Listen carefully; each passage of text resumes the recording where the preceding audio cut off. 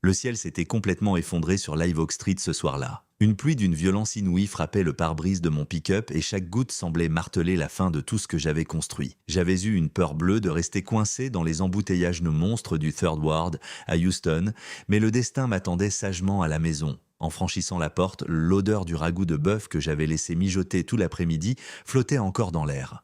C'était son plat préféré, je l'avais préparé uniquement pour son retour. Mais elle était là, debout au milieu de la cuisine, encore perchée sur ses talons aiguilles de directrice immobilière. Elle n'avait même pas pris la peine de retirer son sac. Un simple dossier cartonné reposait sur le comptoir en quartz. C'était fait. Elle avait déposé la demande le jour même. 20 ans de vie commune. Nia, 2 enfants merveilleux. Et tout cela venait de se réduire à une vulgaire pochette de documents juridiques. Elle me regarda sans une once de regret dans les yeux et me lança ces mots qui me hantent encore. « Tu n'as jamais été à la hauteur, Isaiah. Tu ne m'as jamais offert la vie que je méritais. » La maison restait avec elle, les voitures restaient avec elle, tout le confort matériel changeait de camp, et j'étais le seul imbécile de cette ville à ne pas l'avoir vu venir. Dehors, l'orage redoublait d'intensité, lavant le bitume de Scott Street, tandis que les derniers 23 000 $ qui stagnaient sur mon compte personnel étaient sur le point de devenir mon unique bouclier contre la misère absolue. Je m'appelle Isaiah Brooks. J'ai 43 ans et pendant 2 décennies complètes, j'ai vécu avec une certitude absolue chevillée au corps. Je croyais qu'un homme qui se levait tôt, qui enchaînait les heures supplémentaires sans jamais proférer la moindre plainte, eu égard à sa fatigue, verrait son foyer protégé contre n'importe quelle tempête de l'existence. Je faisais fausse route. Ce fameux soir d'avril, ma femme a brisé notre alliance au milieu de notre propre cuisine, avec une froideur si méthodique qu'on aurait dit une plaidoirie apprise par cœur dans sa voiture. 20 ans d'efforts, 2 adolescents élevés au rythme de mes absences, et chaque double vacation que j'avais acceptée en tant qu'ingénieur de chantier pour payer ce toit. Tout s'est écroulé en une fraction de seconde, scellé par une liasse de papier déjà signée. Mais c'est ici que l'histoire prend un tournant que personne n'aurait pu anticiper. Ni ma femme, ni mes propres enfants, ni moi-même. 14 mois plus tard, le modeste établissement que j'allais acquérir avec mes pauvres économies allait décrocher une étoile au guide Michelin. Et cette femme qui m'avait regardé m'enfoncer dans la nuit, avec une simple valise sous le bras, allait passer le restant de ses jours à se demander ce qui se cachait derrière la porte verrouillée d'un vieux débarras qu'elle n'avait jamais daigné ouvrir. Si vous avez déjà tout sacrifié pour bâtir l'avenir d'un être cher pour finalement vous entendre dire que votre présence ne suffisait pas, ne coupez pas cette vidéo. Ce que j'ai découvert derrière une serrure rouillée sur Scott Street a redéfini chaque souvenir que j'avais de ma propre lignée. C'était un foutu mardi d'avril, et Houston a cette fâcheuse tendance à rendre l'atmosphère étouffante à cette période de l'année. L'air devient si pesant avant l'orage qu'on a l'impression que la ville entière retient sa respiration, suspendue au-dessus du vide. Le vieux ventilateur de plafond tournait lentement au-dessus de nos têtes, brassant les effluves du rôti commencé dès 17 heures. 20 ans de vie commune créent des automatismes de vieux garçons. On ne réfléchit plus, on exécute les tâches ménagères parce que c'est notre rôle. Avec le recul, les signaux d'alerte s'étaient multipliés depuis des mois. Cette façon suspecte qu'elle avait de poser l'écran de son téléphone face contre table pendant le dîner. Ces conversations mystérieuses pour lesquelles elle s'isolait sur la terrasse. Ce rire au téléphone qui sonnait tellement plus chaleureux et vibrant que toutes les paroles qu'elle m'avait adressées depuis 1 an. Sur le moment, je m'étais persuadé que le travail l'épuisait. Un homme préfère avaler des mensonges plutôt que de voir les fondations de sa maison se fissurer. J'avais passé 10 heures sur un chantier poussiéreux près de la Gulf Freeway, j'étais rentré exténué, j'avais pris une douche rapide avant de me mettre directement au fourneau. Nia gérait de gros portefeuilles dans le centre-ville, des journées à rallonge, des dîners d'affaires interminables, et sans que nous ne l'ayons jamais verbalisé, la responsabilité de faire de cette bâtisse un foyer chaleureux m'était totalement retombée dessus. Cela ne m'avait jamais dérangé, je veux être parfaitement honnête là-dessus. Je n'ai jamais éprouvé la moindre amertume à dresser son assiette, même les soirs où la chaise restait désespérément vide. Notre fille Alia avait 24 ans à l'époque. Elle logeait dans son propre studio près du quartier de Montrose, mais elle prenait le temps de m'appeler presque tous les soirs pour me raconter sa journée. Jamal, notre aîné de 26 ans, s'était installé dans le secteur des assurances. Il avait toujours été d'un naturel taciturne, de ce genre de silence qui vous pousse constamment à vous demander ce qu'il dissimule derrière son regard fixe. C'est moi qui les avais portés à bout de bras. C'est moi qui me levais à 4h30 du matin pour leur préparer des pancakes avant le lycée, qui assistais à chaque concert de fin d'année et à chaque foire aux sciences pendant que leur mère courait après sa prochaine promotion, son nouveau titre, ronflant, ou n'importe quel prétexte bidon pour m'empêcher d'accepter ce poste de superviseur à Sugarland. Ce poste aurait exigé un déménagement familial. Par 2 fois, j'ai décliné l'offre sans jamais lui faire de reproches. Ce fameux mardi, Nia est rentrée bien plus tôt que d'habitude. Ce seul détail aurait dû me mettre la puce à l'oreille. Elle ne rentrait jamais avant la nuit tombée. Elle posa son sac de créateur sur l'îlot central, garda ses escarpins et prononça mon prénom comme si elle le lisait sur un avis d'expulsion. Isaïa. Sa voix manquait cruellement de relief, un ton monocorde qui trahissait une longue répétition face au miroir de son bureau. Je me rappelle m'être fait la réflexion, dans ce premier quart de seconde, qu'une femme qui s'apprête à détruire un mariage ne devrait pas paraître si bien préparée. Une part de moi, celle qui tenait sa patience légendaire de mon propre père, stocka cette pensée dans un coin de ma tête. Je me suis détourné de la cuisinière et mes yeux se sont posés sur la pochette cartonnée avant même de croiser son regard. « J'ai signé les papiers aujourd'hui », dit-elle sans ciller. « Tout est réglé. » J'aimerais pouvoir vous dire que j'ai eu une réaction pleine de panache, une réplique digne d'un grand film. Je n'ai pas décroché un mot. Je suis resté planté là, idiot, ma cuillère en bois à la main tandis qu'elle m'expliquait d'une voix monocorde qu'elle avait déjà tout planifié avec son avocat. La demeure restait sa propriété exclusive. Le Range Rover et la petite berline lui revenèrent de droit et cette issue était inéluctable. J'étais simplement le seul imbécile à avoir fermé les yeux. « Tu n'as jamais été à la hauteur de mes ambitions, Isaïa », répéta-t-elle sur un ton plus doux, presque condescendant, comme si elle éprouvait une pointe de pitié pour l'homme brisé qui lui faisait face. 2 décennies d'absolue dévotion venèrent d'être balayées par une seule sentence assassine. Sous le choc de la trahison, un souvenir enfoui s'effrayait un chemin dans mon esprit. Nous avions 23 ans sur une jetée battue par les vents à Galveston. Nia riait aux éclats, les cheveux dans les yeux, me jurant qu'elle n'aurait jamais besoin d'autre chose que de mon amour pour être heureuse. Pourquoi ce souvenir a-t-il surgi à cet instant précis? Peut-être que mon âme faisait déjà le deuil de la jeune fille innocente que j'avais épousée, bien avant de réaliser que la femme froide en face de moi l'avait définitivement remplacée. Je n'ai pas cherché à négocier. Je n'ai pas hurlé ma douleur. Je suis monté à l'étage pour jeter quelques affaires dans une unique valise en toile. Les 2 seuls objets de valeur que j'ai récupérés sur ma table de nuit étaient le vieux carnet de recettes manuscrit de ma grand-mère, Estelle Washington, et un cliché en noir et blanc d'elle datant de 1987. Elle y apparaissait devant une bicoque en bois du quartier de Trémé, à la Nouvelle-Orléans, les mains encore blanchies par la farine de son tablier, riant d'une blague que le photographe n'avait pas saisie. Je suis resté un moment immobile dans l'allée avant de grimper dans mon camion. La pluie avait commencé à tomber, régulière, lavant le béton et s'engouffrant dans les bouches d'égout. J'ai jeté un dernier regard vers la fenêtre de la cuisine. Ma femme était toujours là, m'observant partir. Son visage ne traduisait aucun remords, aucune tristesse, juste un profond soulagement d'en avoir fini avec moi. J'ai roulé pendant des heures sans but précis, errant dans les rues inondées de Houston. Au milieu de ma torpeur, une parole lointaine de ma grand-mère est revenue me hanter. Elle m'avait confié un jour, comme une confidence sans importance, qu'elle envoyait régulièrement sa sauce secrète à un petit restaurant de l'est de la ville, tenu par de braves gens. Je n'avais pas repensé à cette phrase depuis plus de 10 ans. Je ne saurais dire si mes mains ont tourné le volant par pur hasard ou si une force plus ancienne guidait mes pas, mais je me suis retrouvé en plein cœur du Fifth Ward, sur Scott Street. Mon camion s'est immobilisé devant un bouge aux fenêtres condamné par des planches de contreplaqué fermées depuis des lustres. La tempête tambourinait sur le toit, j'avais 23 000 $ en poche et absolument plus rien à perdre. Je ne sais pas ce qui m'a poussé à descendre du véhicule au milieu de ce déluge. Je ne sais pas quelle intuition m'a fait gravir ces marches et forcer la poignée poisseuse de cette porte close, mais je l'ai fait. 3 semaines plus tard, l'acte de vente était signé, le bâtiment m'appartenait. La toute première chose que j'ai faite en prenant possession des lieux a été de m'enfoncer dans l'obscurité de cette cuisine professionnelle pour ouvrir un débarras qui semblait scellé depuis l'époque des droits civiques. À l'intérieur, sagement alignées sur des étagères poussiéreuses, se trouvaient 31 bouteilles en verre hermétiques. Chaque étiquette portait une calligraphie que j'aurais reconnue entre mille, celle de ma grand-mère Estelle. Debout dans la pénombre, j'ai été projeté à mes 9 ans dans sa cuisine étroite de Trémé, quand je lui demandais pourquoi elle refusait que quiconque note ses proportions, pourquoi tout son savoir restait confiné dans la mémoire de ses mains.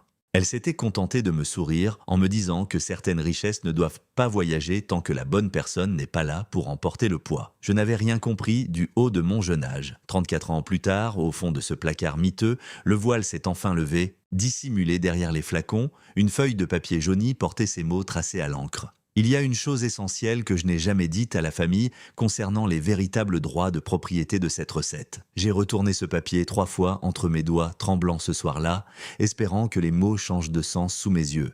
Mais le texte restait inchangé. Je n'avais pas la moindre idée de ce que cela signifiait, mais j'allais vite comprendre que ces 31 bouteilles allaient déclencher une guerre sans merci. Les premières semaines d'exploitation ont failli me détruire et je tiens à le dire sans fard. Les gens qui regardent mon parcours et qui tentent de se reconstruire à partir de rien méritent la vérité nue, pas un résumé édulcoré pour les réseaux sociaux. Je passais mes nuits sur un lit de camp pliant installé à la hâte dans le bureau du fond parce que mes finances ne me permettaient pas de me payer une chambre de motel et que ma fierté m'interdisait de solliciter mes connaissances. J'ai décapé des couches de graisse vieilles de 20 ans sur des fourneaux qui n'avaient pas fonctionné depuis le siècle dernier. Je me revois encore, à 2 heures du matin, les mains en sang à force de frotter la paille de fer, me demandant quelle mouche m'avait piqué. Acheter un restaurant fantôme dans le secteur le plus difficile du Fifth Ward avec mes dernières économies, comme un vieil idiot qui aurait perdu la raison en même temps que son alliance. Mais à chaque fois que je faisais sauter le bouchon d'une de ces 31 bouteilles et que les effluves me montaient aux narines, tout s'effaçait. Le piment de Cayenne, la douceur de la cassonade et cette pointe de fumée mystérieuse que je n'arrivais pas encore à identifier. Je me retrouvais instantanément dans la cuisine d'Estelle, à l'âge de 7 ans, debout sur un tabouret en bois, pour pouvoir observer le dessus du plan de travail. Un dimanche matin, bien avant que l'enseigne peinte à la main ne soit sèche, je me suis installé sur les marches de service avec une tasse de café noir pour regarder le soleil se lever sur les toits crasseux du quartier. J'ai pensé à mon propre père à ce moment-là. Un homme discret qui avait passé 30 ans de sa vie à réparer des boîtes de vitesse dans un garage miteux près de Reed Road sans jamais maudire une pièce grippée. Il avait pour habitude de me répéter que la véritable patience n'était pas l'absence de colère ou de frustration. C'était de la frustration contenue, maintenue stable jusqu'à ce que le bon outil se présente à vous. Je n'avais jamais saisi la portée de ces paroles avant de me retrouver moi-même assis sur ces marches poussiéreuses, avec 30 et une bouteille de sauce secrète alignée derrière moi dans un placard sombre, faisant preuve d'une patience que je n'avais jamais su de raison de cultiver jusqu'alors. Un chien aboyait au loin dans la ruelle. Un bus de la ville s'est arrêté 2 rues plus bas dans un grand soupir de freins hydrauliques. Le Fifth Ward s'éveillait doucement autour de moi, totalement indifférent à ma déchéance personnelle. Et curieusement, cette indifférence générale a été le premier baume sur mon cœur depuis des semaines. C'était la preuve irréfutable que la Terre continuait de tourner, que je décide de m'effondrer ou de rester debout. J'ai pensé à mes 2 enfants, à ces déjeuners que je leur avais préparés chaque matin pendant 10 ans, en me demandant s'ils avaient hérité de ma résilience ou s'ils n'avaient assimilé que l'ambition dévorante de leur mère. La réponse n'est pas venue tout de suite. J'ai simplement bu mon café froid, laissant le quartier me répondre à sa manière, un arrêt de bus après l'autre. Un autre souvenir plus douloureux est venu s'inviter à la table de mes pensées. Un souvenir que j'avais refoulé depuis des années. Nia, au tout début de notre mariage, ricanant devant ce même carnet de recettes sur l'étagère de notre premier appartement, me demandant pourquoi je m'obstinais à conserver la liste de courses d'une vieille morte. J'avais pris ça pour une boutade à l'époque. Assis sur mes marches arrière, avec l'héritage d'Estelle qui attendait son heure, la plaisanterie avait un arrière-goût de trahison. Au cours de ma 2e semaine, une vieille dame du quartier nommée Lorraine Hayes m'a découvert sur le trottoir, au crépuscule, alors que je contemplais mon enseigne fatiguée. Elle avait 82 ans, le dos légèrement voûté, et ses lunettes de lecture étaient perchées sur une tignasse de cheveux blancs impeccable. Elle m'a confié qu'elle passait devant ce local tous les jours à l'époque où le premier gérant achetait ses cargaisons de sauce à une cuisinière itinérante venue tout droit de la Nouvelle-Orléans. Estelle Washington lâcha-t-elle avant même que je n'ai décliné mon identité. Sa voix s'est brisée sur ce nom et elle a posé sa main ridée sur le montant en bois de la porte comme pour s'accrocher à un souvenir plutôt qu'à ses propres jambes. Une femme d'une bonté infinie. Elle n'a pourtant jamais révélé le secret de sa préparation à quiconque dans le quartier. Elle disait toujours que cette recette ne lui appartenait pas entièrement et qu'elle devait rester protégée des convoitises. Un frisson m'a parcouru les bras de haut en bas. Dès le lendemain, j'ai sollicité un rendez-vous avec un avocat spécialisé, principalement pour mettre de l'ordre dans les titres de propriété du fonds de commerce, mais j'avais glissé les vieux papiers de trouver dans le placard au fond de ma sacoche sans trop y croire. Le juriste a examiné un accord manuscrit daté de 1986, glissé au milieu des lettres de ma grand-mère. C'était un acte stipulant que la recette et les droits d'exploitation du nom étaient de considérer comme un bien propre, détenu en fiducie en dehors de toute union matrimoniale présente ou future. L'avocat a remonté ses lunettes sur son nez et m'a fixé intensément « Monsieur Brooks, ce document est antérieur de 6 ans à votre propre mariage.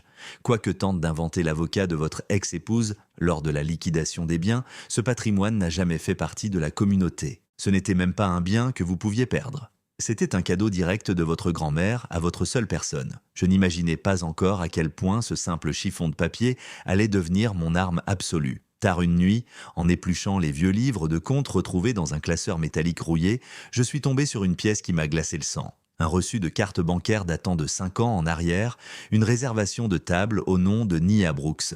Ma propre femme s'était assise dans ce restaurant précis des années avant que je n'en franchisse le seuil, et le nom inscrit à côté du sien sur le registre n'était pas le mien. Je suis resté assis avec ce morceau de papier thermique entre les doigts, pendant ce qui m'a semblé être une éternité. Mes pouces pressaient si fort les bords du reçu que le papier s'est froissé. J'essayais de rationaliser, de me convaincre que je n'étais qu'un homme brisé qui cherchait des complots partout dans des archives poussiéreuses. Je n'ai pas cherché à joindre Nia, je n'ai appelé personne, je me suis remis au boulot, encore plus dur. Alia m'a téléphoné cette semaine-là et pendant quelques secondes, j'ai senti une chaleur me traverser la poitrine, pensant que ma fille prenait enfin des nouvelles de son vieux père. Elle m'a demandé comment je tenais le coup avec les travaux. Elle s'est renseignée sur la carte, sur la fréquentation, sur mes projets d'avenir et si j'avais commencé à embaucher du personnel de cuisine. Mais il y a une question sur laquelle j'ai glissé bien trop vite à l'époque, une question qui aurait dû réveiller mes instincts d'ingénieur. Elle voulait savoir si j'avais déjà consulté un spécialiste de la propriété intellectuelle pour protéger le nom du restaurant. Sur le coup, j'avais juste noté un silence d'une demi-seconde avant qu'elle ne formule sa phrase. Ce genre de pause que l'on prend quand on choisit soigneusement ses mots pour ne pas éveiller les soupçons. Une interrogation bien curieuse pour une fille censée consoler son père en plein deuil matrimonial. Je lui ai confié bien plus de détails que la prudence ne l'aurait voulu. Un père veut tellement croire que sa progéniture l'appelle par amour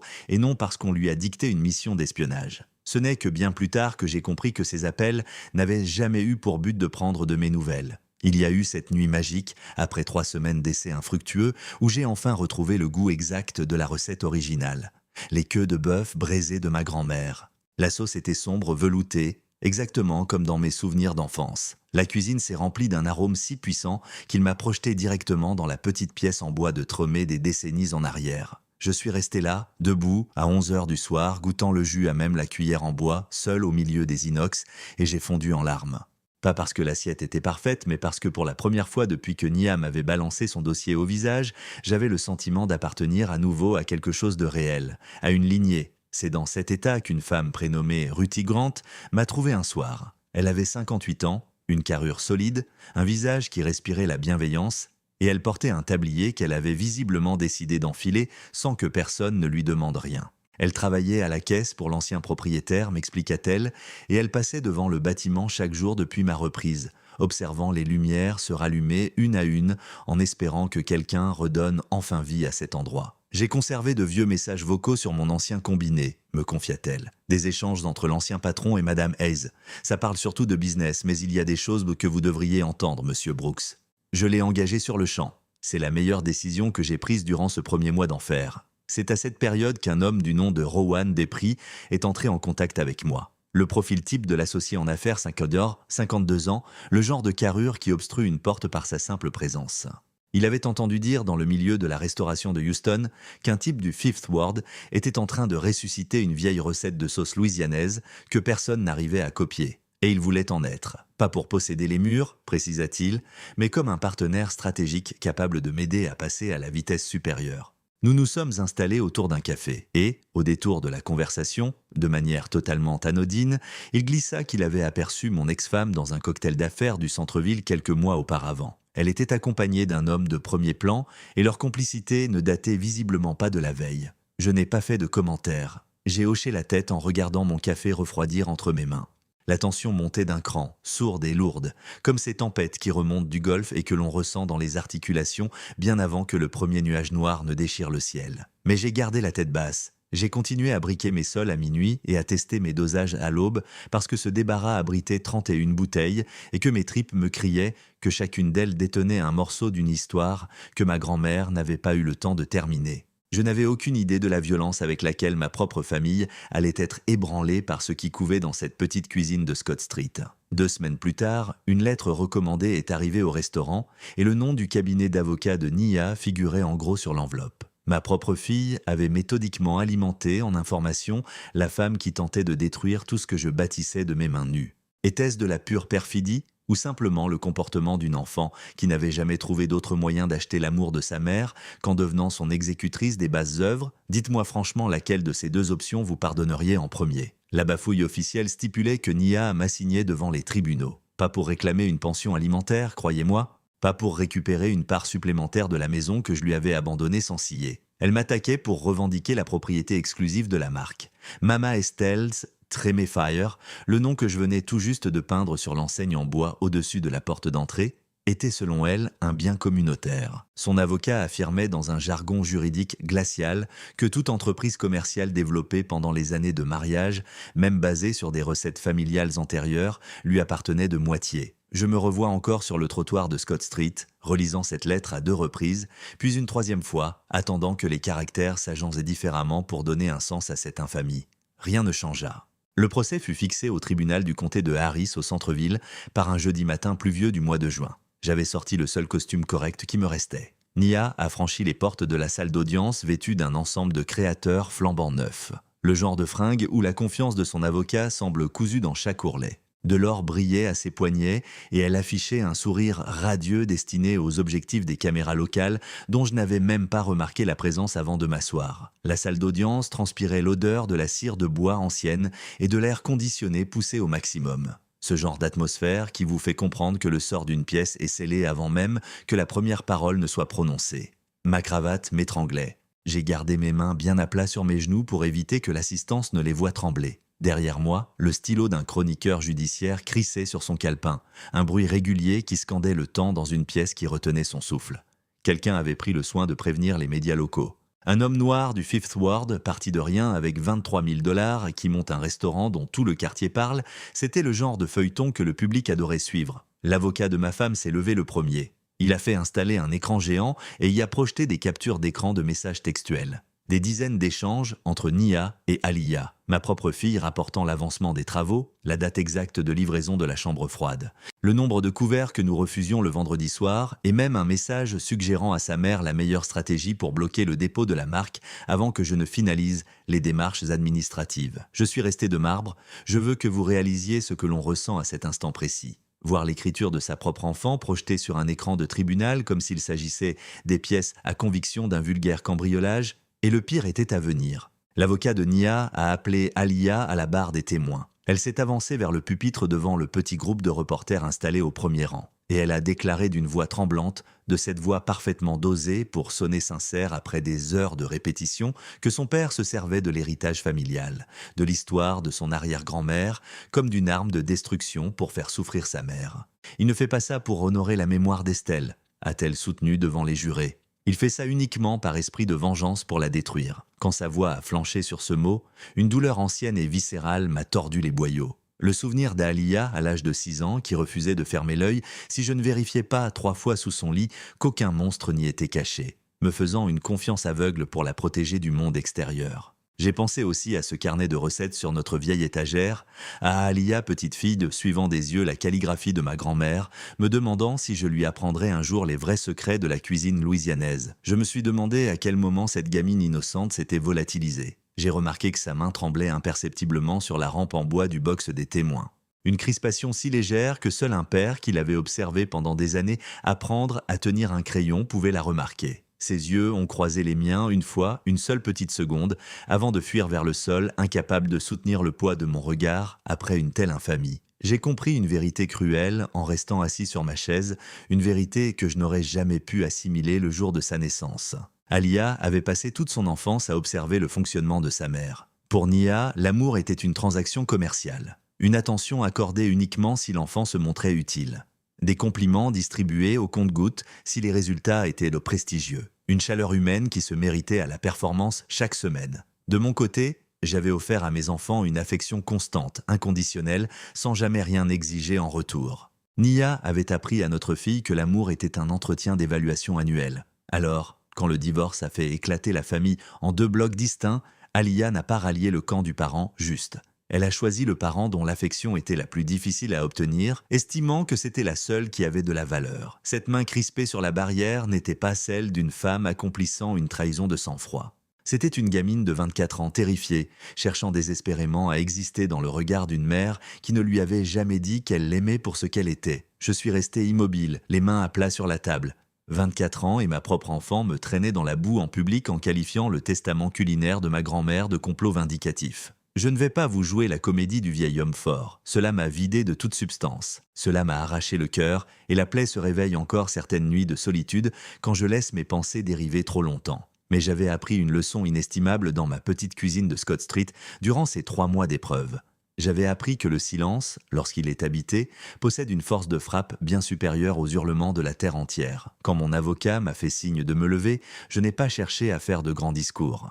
J'ai simplement demandé l'autorisation à la Cour d'insérer une pièce unique au dossier d'épreuve, l'accord de confiance de 1986 que mon conseil avait exhumé des archives personnelles d'Estelle. Le texte stipulait noir sur blanc que la recette et l'usage du nom de famille restaient en sa propriété exclusive et inaliénable, sanctuarisée des décennies avant que Nia et moi ne fassions connaissance, et bien avant qu'une quelconque union civile ne puisse émettre la moindre prétention juridique sur ses biens. La juge a parcouru le document une première fois, a ajusté ses lunettes, l'a relu attentivement, puis a planté son regard dans celui de l'avocat de Nia. J'ai vu les épaules de ma femme s'affaisser d'un demi-centimètre. Une crispation presque invisible pour le public, mais 20 ans de vie commune vous apprennent à décoder les moindres failles d'un être humain.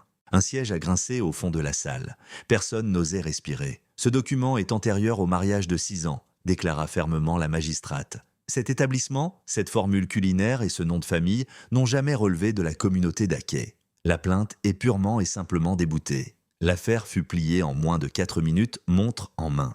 J'ai entendu un vacarme de tous les diables dans le couloir avant même d'avoir franchi les portes de la salle d'audience. Alia était en larmes au milieu des caméras qui tournaient encore, et son mari, un garçon que je n'avais croisé qu'à de rares occasions, se tenait à l'écart, le visage décomposé, fixant l'écran de son smartphone. J'allais apprendre la vérité quelques heures plus tard. Son propre avocat, qui l'avait missionné discrètement des semaines auparavant en raison de doutes sur la gestion des comptes du couple, venait de lui transférer l'intégralité des pièces rendues publiques par le procès du matin. Ce qu'il découvrit dans ses rapports administratifs confirmait les dérives financières de sa femme eu égard aux consignes permanentes de sa belle-mère. Il a déposé une demande de divorce pour faute 9 jours plus tard. Je ne tire aucune gloire de ce naufrage familial, croyez-le bien. Je vous le confie uniquement parce que c'est la vérité nue et parce que cela démontre jusqu'où les êtres humains sont capables de s'enfoncer dès lors qu'ils se persuadent que la fin justifie les moyens. J'ai coincé Nia dans un angle mort du couloir alors que les reporters s'affairaient autour des avocats.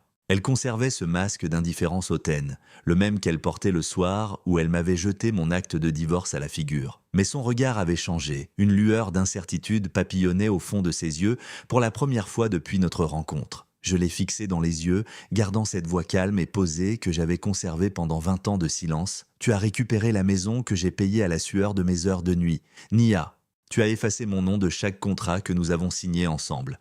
Mais tu n'as pas pu atteindre mes racines.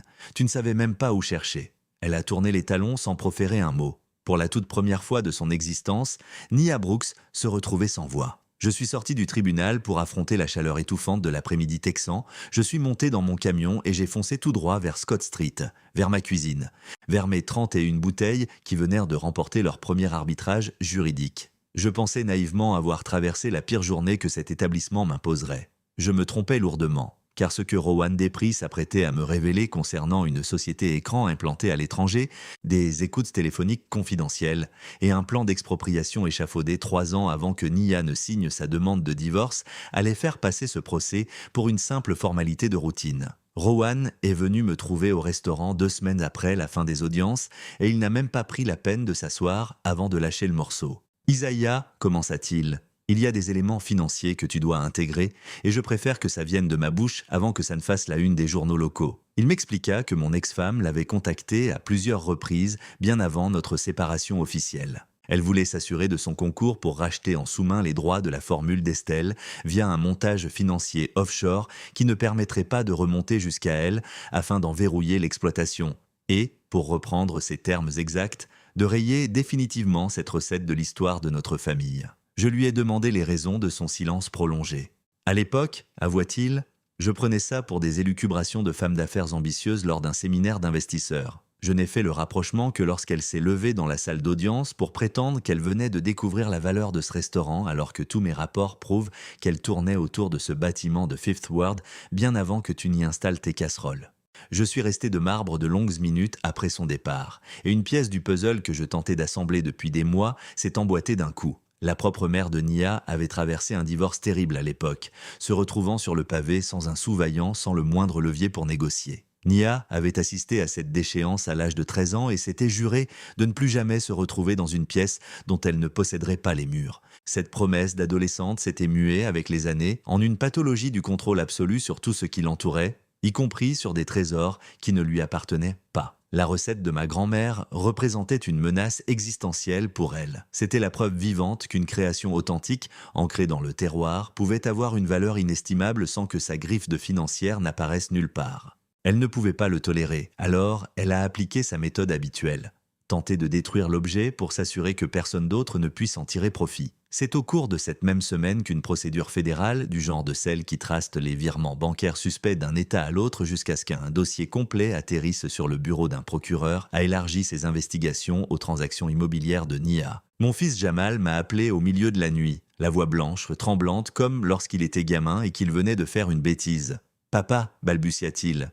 Elle m'avait assuré qu'il s'agissait de simples formalités administratives pour réorganiser les comptes de la famille après votre séparation. J'ai signé les yeux fermés, je n'ai pas vérifié les lignes comme j'aurais dû le faire. Maintenant, mon nom apparaît sur des actes de transfert de propriété frauduleux liés à des fonds dont je n'ai jamais vu la couleur. J'ai gardé le combiné collé à l'oreille un long moment, sentant une immense lassitude s'abattre sur mes épaules.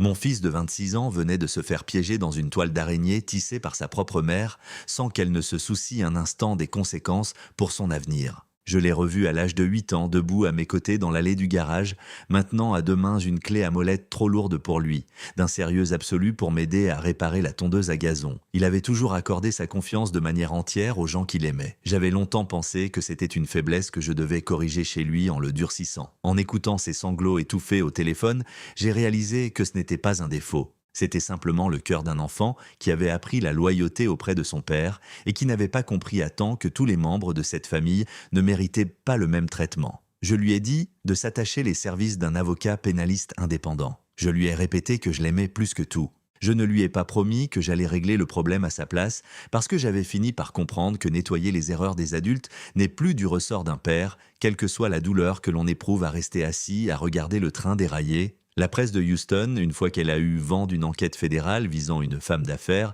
qui venait de perdre un procès retentissant pour un restaurant du Fifth Ward, n'a plus lâché le morceau. Le nom de Nia s'est retrouvé étalé en première page des rubriques judiciaires pour des motifs infamants. Ses deux plus gros clients institutionnels ont dénoncé leur mandat dans la foulée. L'homme d'affaires, avec qui Rowan l'avait aperçu, celui qui partageait sa vie en secret depuis des années, l'a abandonné en moins de 2 semaines sans faire la moindre déclaration publique. Volatilisé. Au même moment, en épluchant les vieux registres fonciers avec Rowan sur un coin de table de la cuisine, nous avons découvert le chaînon manquant. 3 ans plus tôt, une société écran basée au Delaware avait formulé une offre d'achat agressive sur le bâtiment de Scott Street que j'occupais désormais. L'affaire avait capoté à l'époque car l'ancien gérant refusait de céder le bail, mais les structures juridiques remontèrent directement par des chemins détournés jusqu'au compte personnel de Nia. Je me suis rappelé le ticket de caisse retrouvé des semaines plus tôt, cette réservation suspecte bien avant que je n'achète les murs, et j'ai compris qu'il ne s'agissait pas d'une coïncidence mal interprétée. C'était le premier fil d'une corde qu'elle me passait autour du cou, bien avant que je ne sente le nœud se serrer. Elle voulait ce lieu bien avant que je ne soupçonne son existence. Pas pour construire un projet, mais pour enterrer définitivement l'histoire de ma famille. Mes 2 enfants m'ont contacté à quelques jours d'intervalle, chacun prisonnier de sa propre panique. Alia, en larmes, me suppliant d'intervenir auprès de mes contacts pour calmer le jeu médiatique et sauver l'honneur de sa mère. Jamal me demandant une nouvelle fois si mon avocat pouvait l'extirper de la nasse des transferts frauduleux qu'il avait validés. J'ai accepté d'organiser un appel à 3, une conférence téléphonique, comme nous n'en avions plus fait depuis l'annonce du divorce. Je les ai écoutés et vidé leurs sacs sans les interrompre. Et quand le silence est revenu, j'ai prononcé la seule phrase qui me restait en bouche. « Vous avez choisi votre camp il y a bien longtemps. » Ma voix était calme, posée, cette même voix de constructeur que j'avais utilisée toute ma vie pour maintenir les murs de notre maison debout. Je n'éprouve plus de rancœur à votre égard, mais je cesse définitivement de faire semblant d'être aveugle. Je n'ai pas eu besoin d'élever le ton. Certaines portes se referment dans un silence absolu. Après avoir raccroché, je n'ai pas eu la force de retourner au fourneau immédiatement. J'ai marché 2 pâtés de maison plus bas, là où les eaux sombres du Buffalo Bayou lèchent les bordures du Fifth Ward, et je suis resté là de longues heures à regarder le courant filer dans la nuit, les lampadaires projetant de longues traînées oranges sur la surface de l'eau. Je repensais à une confidence que Nia avait faite à Rowan lors de leur première rencontre, une boutade cynique. Parfois, il faut savoir infliger un choc violent aux gens pour les forcer à ouvrir les yeux et à vivre. Sur les berges de ce canal, la plaisanterie avait un goût amer. J'ai repensé à mon père, à cette patience infinie qu'il invoquait en attendant le bon outil. J'ai repensé à la lettre recommandée, à la société écran, à ces années d'architecture souterraine échafaudées dans mon dos pendant que je trônais au milieu du salon sans rien voir, et j'ai saisi ce que ma grand-mère Estelle avait compris bien avant moi. Il y a des êtres humains qui construisent l'avenir de leurs propres mains et d'autres qui bâtissent leur fortune sur la confiance aveugle de leurs proches. J'avais passé ma vie d'époux à imaginer que ces deux manières de construire étaient identiques. Je n'éprouvais aucune colère au bord de l'eau, juste une paix intérieure que je n'avais pas ressentie depuis des décennies. Les mois ont défilé à toute vitesse après cet épisode, de la manière dont s'écoulent les jours quand on arrête de les compter un par un sur son calendrier. Un service après l'autre, une commande chassant la suivante, jusqu'à ce que, 14 mois après avoir mis mes derniers 23 000 $ dans cette aventure, un inspecteur du guide Michelin ne franchisse la porte de l'établissement sans tambour ni trompette et ne s'installe à la petite table de 2 près de la fenêtre. J'ai appris la nouvelle 3 semaines plus tard, de la façon dont l'apprennent tous les chefs de la Terre. Un appel masqué, un numéro inconnu s'affichant sur l'écran et une voix officielle m'annonçant que le Mama Estelle Stremefier venait d'obtenir sa première étoile au guide Michelin. Je suis resté immobile au milieu de ma cuisine, la main posée à plat sur le plan de travail en inox brossé. Et j'ai revu cette femme, Estelle Washington, s'affairer dans sa petite pièce de Tremé 30 ans plus tôt, et j'ai repensé à ces 31 bouteilles de verre scellé qui attendaient leur heure dans un débarras poussiéreux que personne n'ouvrait plus. Les files d'attente sur Scott Street n'ont plus cessé de s'allonger de jour en jour. Le nom de Nia s'est estompé des colonnes des magazines mondains qui chantaient autrefois ses louanges. 2 trajectoires de vie radicalement opposées, parties exactement du même point d'intersection. Mais la pièce maîtresse de cette intrigue, l'élément qui allait tout éclairer d'un jour nouveau, ce fameux message vocal que Ruthie Grant avait conservé au fond de son tiroir sans en soupçonner la portée, attendait encore son heure pour éclater au grand jour. J'ai pris le soin d'accrocher le portrait de ma grand-mère moi-même par un beau dimanche matin avant le début du service, juste à côté de la porte battante de la cuisine, là où chaque serveur et chaque commis passerait devant une centaine de fois par jour. Estelle Washington, millésime 1987. De la farine sur son tablier de coton, riant de bon cœur à une plaisanterie oubliée. Je suis resté de longs instants à contempler son visage avant de faire sauter les verrous de la porte d'entrée ce jour-là. Ruthie Grant était devenue bien plus qu'une simple salariée à mes yeux au fil des mois. J'ai pris la décision de la nommer directrice générale de l'établissement en lui octroyant des parts significatives dans le capital de l'entreprise. Parce qu'une femme qui passe des années de sa vie devant un bâtiment en ruine, en priant pour que quelqu'un y rallume la lumière, a gagné le droit légitime de posséder un morceau de ce qu'il est devenu. Madame Lauren Hayes, du haut de ses 82 ans et avec toute sa tête, a accepté de passer nous voir une fois par semaine pour endosser le rôle de grand-mère d'honneur du restaurant. Accueillant les habitués sur le pas de la porte, racontant les histoires du vieux Houston et goûtant chaque nouvelle déclinaison de sauce que je m'obstinais à tester. Je lui ai alloué un pourcentage mensuel sur nos bénéfices, car sans ces précieux souvenirs d'une cuisinière de Louisiane qui expédiait ses flacons par transporteur une fois par mois, je n'aurais jamais su par où commencer pour faire éclater la vérité. Jamal est repassé au restaurant par un après-midi calme de mardi. Il avait encore cette mine fatiguée que je n'aime pas voir chez mon fils, et il est resté silencieux de longs instants, assis au comptoir, observant le balai de Ruthie en cuisine tout en faisant tourner sa tasse de café entre ses doigts, comme s'il se demandait s'il avait encore le droit d'être là, au milieu des siens. Au bout d'un moment, il m'a demandé à voix basse s'il pouvait passer derrière pour m'aider à faire la plonge pendant 1 heure, exactement comme il s'installait sous le châssis du pick-up pour m'aider à faire la vidange quand il avait 12 ans et des questions plein la tête.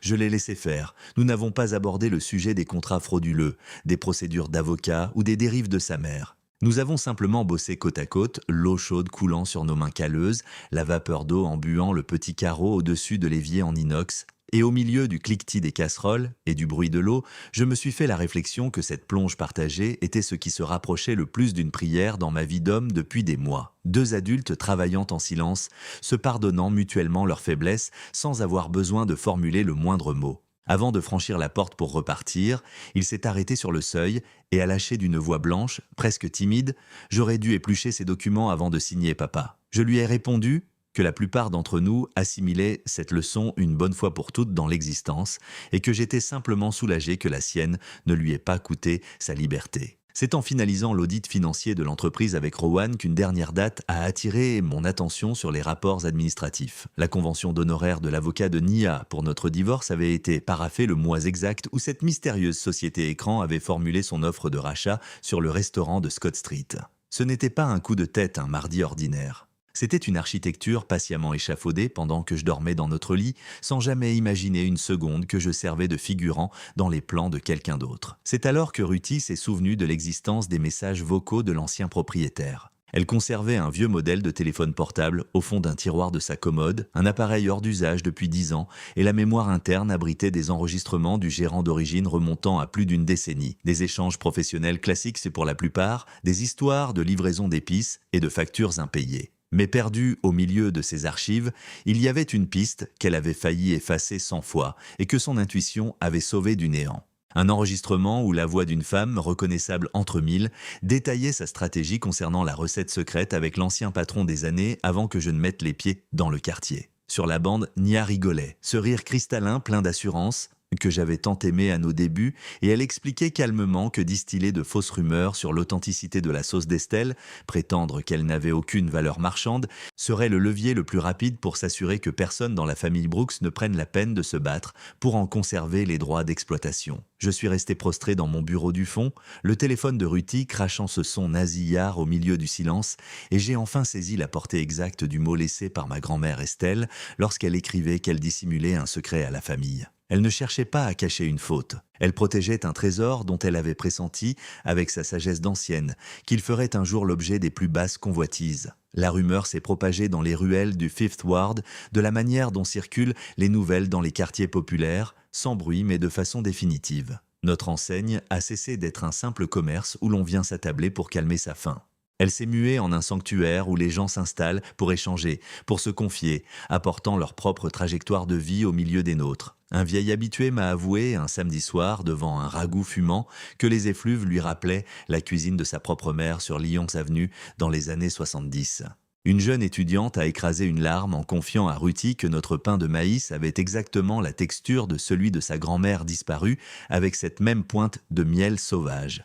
Le soir où nous avons officiellement inauguré le portrait d'Estelle en plein coup de feu, alors que la salle affichait complet, j'ai passé la tête par la verrière de la cuisine et un client, dont j'ignore encore le nom, s'est mis à applaudir. En quelques secondes, la salle entière a embrayé. Je suis resté planté là, au milieu de mon équipe, mon tablier taché de sauce, tandis qu'une assemblée d'inconnus acclamait la photographie d'une femme qu'ils n'avaient jamais croisée de leur vivant. J'ai repensé à cette pochette cartonnée que Nia avait déposée sur l'îlot central ce fameux mardi soir, à cette assurance tranquille qu'elle affichait en me barrant de sa vie comme si elle refermait la porte d'un vieux placard inutile. Elle n'avait pas la moindre idée de ce qui m'attendait derrière l'autre porte, celle de Scott Street. Celle qu'elle avait passé 3 années de sa vie à tenter de murer pour que jamais je ne puisse l'ouvrir. Tard hier soir, bien après le départ du dernier plongeur, je me tenais seul au milieu des fourneaux éteints, goûtant une nouvelle réduction de sauce à même la cuillère de bois. Du piment de Cayenne, du miel de forêt, et ce dernier ingrédient secret que je me refuserais toujours à formuler devant une caméra, parce que certaines vérités appartiennent exclusivement au sang de notre lignée. Ce goût me ramène instantanément chez Estelle dans sa cuisine étroite de Trémé. Ses mains s'activent 2 fois plus vite que les miennes. Les grains de farine flottent dans un rayon de soleil qui traverse la vitre au-dessus de la plonge. Cette semaine, le vieil enregistrement exhumé par Ruthie s'est retrouvé par des chemins détournés sur les réseaux sociaux de Houston. Je ne suis pas à l'origine de cette fuite, je tiens à ce que les choses soient claires, car mon honneur m'interdit de chercher ce genre de vengeance médiatique. Quelqu'un qui avait eu accès aux pièces de la procédure fédérale a partagé le fichier audio et une fois sur le net, la machine est devenue incontrôlable. Le nom de Nia a définitivement disparu des annuaires des cercles d'affaires en moins d'1 mois. Elle a plié bagage et a quitté la région peu après. J'ignore où elle s'est installée, et pour la toute première fois depuis notre rupture, je réalise que je n'ai plus aucun besoin de le savoir. Sur cette bande audio, Nia s'esclaffait en prétendant que détruire l'héritage d'une vieille morte était le moyen le plus sûr de me forcer à ouvrir les yeux et de récupérer sa liberté. Ironie du sort, c'est précisément cette campagne de dénigrement qui a poussé ma grand-mère à sceller ses 31 bouteilles au fond d'un débarras secret, attendant qu'un homme de sa lignée vienne enfin forcer la serrure. L'acte même qu'elle a posé pour effacer la mémoire d'Estelle est la raison précise pour laquelle cet héritage brille aujourd'hui d'une étoile Michelin sur une enseigne en bois de Scott Street. On ne peut pas écrire une fin pareille. C'est la vie qui vous l'offre sur un plateau. Il y a quelques jours de cela, j'ai passé un appel vidéo à mon petit-fils, le gamin d'Alia, qui n'a pas encore 2 ans et qui a grippé le téléphone à 2 mains en bavant sur l'écran. Ma fille et moi renouons des liens, lentement, prudemment. De la manière dont on reconstruit une maison après un incendie en vérifiant chaque poutre. Regarder son propre couple imploser et voir le nom de sa mère s'effacer des registres mondains semble avoir déclenché chez elle une prise de conscience que le tribunal n'avait pas réussi à imposer. C'est elle qui a composé mon numéro la première fois et ce geste a eu plus d'importance pour mon vieux cœur que je ne l'aurais imaginé. Jamal passe me voir presque tous les dimanches désormais. Pas d'outils à la main cette fois-ci, juste une assiette solide et sa place réservée au bout du comptoir. Et certains soirs, je m'embusque derrière mes fourneaux pour le regarder rire aux éclats à une boutade de rôti et je me dis tout bas, le voilà. Nous y sommes enfin. Il m'arrive encore, par pur automatisme, de dresser un couvert supplémentaire avant de me reprendre.